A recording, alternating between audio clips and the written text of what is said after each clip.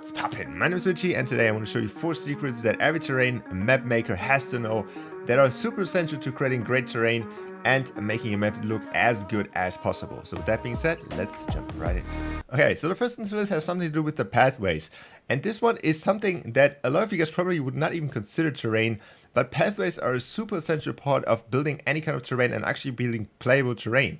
And with the pathways that you want to create, there are a few things which you have to take care of. And one of the most important things is choosing the right pattern or choosing the right texture for your pathway. This basically allows you to create a very nice experience for your players and also gives you less headaches when creating it. So for example, choosing this one right here, it has a lot of bricks, it has a very recognizable pattern, and if you start creating like curves and stuff like that, you can see it doesn't look as fitting. It just doesn't look right. It looks like someone just slapped them onto each other.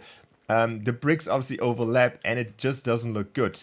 So don't choose anything that has any like crazy patterns on it and that has something that is already like in kind of directional lines, which will not help you in the long run if you want to create curves or stuff like that. Okay, and the other one which you should try to avoid is using super clean kind of pieces for your pathways.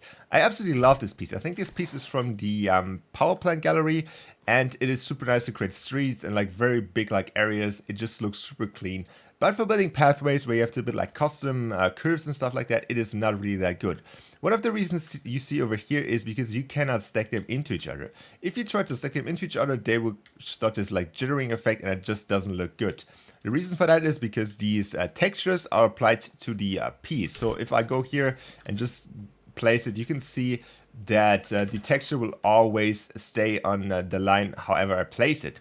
But if you, for example, take a terrain piece, I can place this terrain piece however I want, and the texture, even though I didn't place it correctly in here, it will still match perfectly with the texture of the other things. This is because I think it's called a global texture, because this texture is not applied on this little piece over here, not on this rectangle. It is just applied on the entire map, and then whatever you do, it just applies that.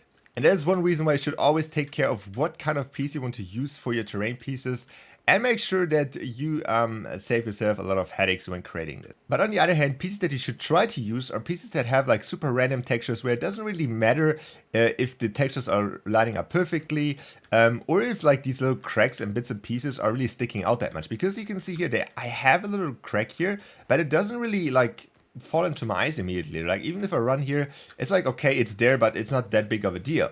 If we go over here, this is like a huge deal. It just looks wrong and it doesn't look like as smooth.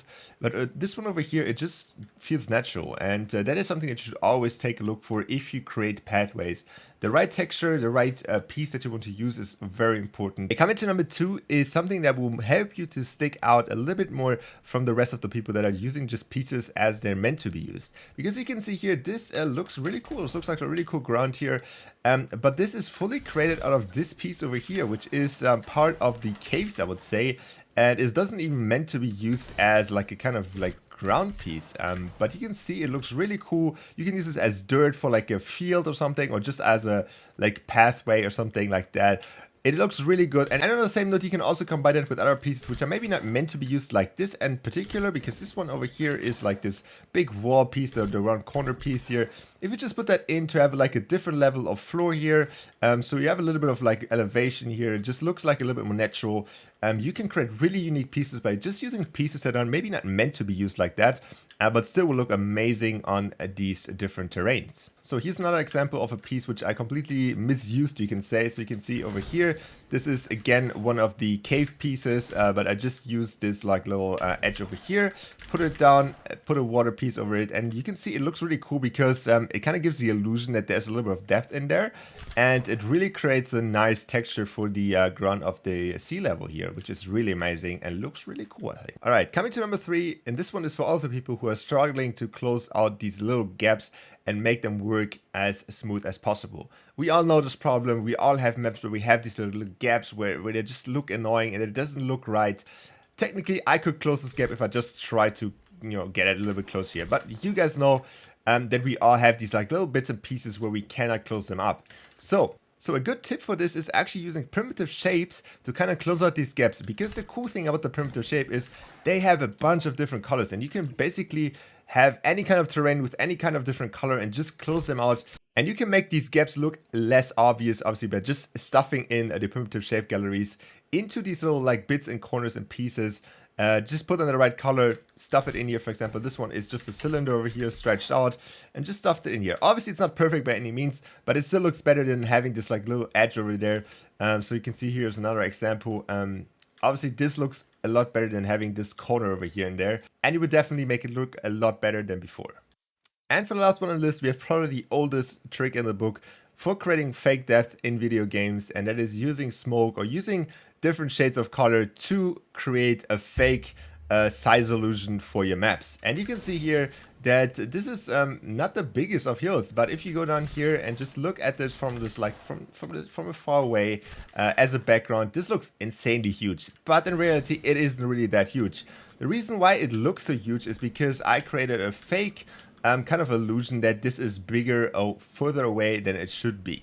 You can very easily create that with the smoke particles. You can find the smoke particles in, I think it's in the particle gallery. You just type in particles, you can find that in, I think in this one over here, the spooky particle. And you can just have very cool options in here as well. So you can have like different like opacities and stuff like that. So you can just play around with this a little bit. But the main principle behind this is the further away something is, the lighter it gets. So you can see here that the first is very clear, very colorful, and then it gets like kind of grayed out if you go further into it. It really isn't that further away, but if you look from this standpoint over here, it really looks like it's a huge hill. Also, what really helps with this is if you create like fake trees which are smaller than they should be. So you can see these trees are tiny, but if I go down here, this looks like these trees are just like very far away, and it looks really cool. And you can really create like insane huge kind of maps, or insane huge kind of looking maps, because they're obviously not insane and huge, but really helpful if you want to create something that looks huge but isn't really that huge, because obviously we are limited to the map size, and this is a very cool way to create kind of that feeling.